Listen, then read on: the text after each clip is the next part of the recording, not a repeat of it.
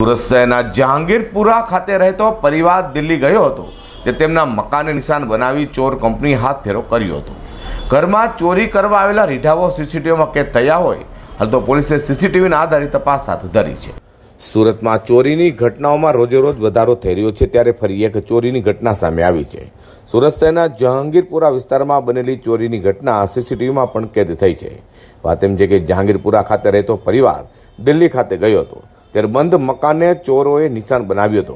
ઘર બહાર લાગેલા સીસીટીવીમાં કેદ થયેલા બાઇક પર આવેલા 3 રીઢાઓ ઘરમાં ઘૂસી ઘરના બંને દરવાજાને નકુચા તોડી માસ્ટર રૂમમાં મૂકેલા કબાટ તોડી રોકડ અને ચાંદીના સિક્કાની ચોરી કરી ભાગી છૂટ્યા હતા। મારું નામ પંકજ ગોપીભાઈ કુંદવાની છે। અમે ગત રોજ શુક્રવારના અમે દિલ્હી માટે ઘરેથી નીકળ્યા હતા ત્યારે ઘરના બંને દરવાજાને અમે તાળું મારીને ઓલા મારફતે રિક્ષા બોલાવીને અમે સ્ટેશન ગયા હતા અને ત્યાંથી રેલવે સ્ટેશન મારફતે અમે દિલ્હી ગયા હતા, જ્યાંથી અમે આજ રોજ સવારે મંગળવારના રોજ સવારે લગભગ 6:10 આજુબાજુ ઘરે પ્રવેશ કર્યો હતો। જ્યારે અમે ઘરે પહોંચ્યા ત્યારે અમને જાણવા મળ્યું કે ઘરના બંને આગળના દરવાજા, લોખંડનો દરવાજો હોય અને ઘરનો જે મેઇન દરવાજો છે એ પણ તૂટેલો હતો, એના બંને નકુચા પણ તૂટેલા, જ્યાં અમને તાળા બંને અવેલેબલ નહીં હતા, તાળા પણ ગાયબ હતા। જ્યારે અમે ઘરમાં પ્રવેશ કર્યો તો જોયું તો ઘરનો સામાન બધો વેરવિખેર હતો, એટલે અમે સૌથી પહેલાં કબાટ બાજુ દોડ્યા તો તપાસ કરતાં ખબર પડી કે અમારી રોકડ રકમ પણ ગાયબ છે અને સાથે સાથે ચાંદીના સિક્કા જે ઘરમાં પડેલા હતા તે પણ ગાયબ છે। રોકડ રકમનો અંદાજો લગાવ્યો શરૂઆતમાં તો ખબર પડી કે લગભગ 60,000 થી 70,000 જેટલી રોકડ રકમ ઘરમાં હતી જે અવેલેબલ નથી।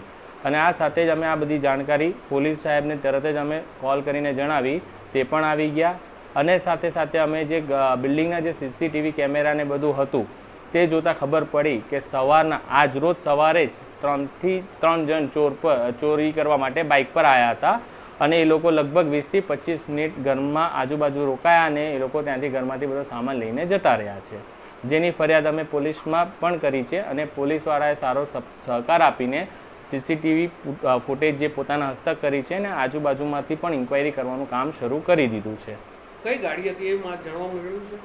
એમની બાઇક હતી, લગભગ બાઇકનું એક્ઝેક્ટલી નથી પણ લગભગ SP 125 છે અને એની ઉપર ઓમ કે અ એવું કંઈક લખેલું છે એમની ગાડી પર અને કાળા કલરની ગાડી હતી ને જે 3 જણ આવ્યા હતા એ બધા બુરખો ને બધું આખું પહેરીને આવ્યા હતા, એટલે એમની ઓળખાણ થાય એવું દેખાતું નથી।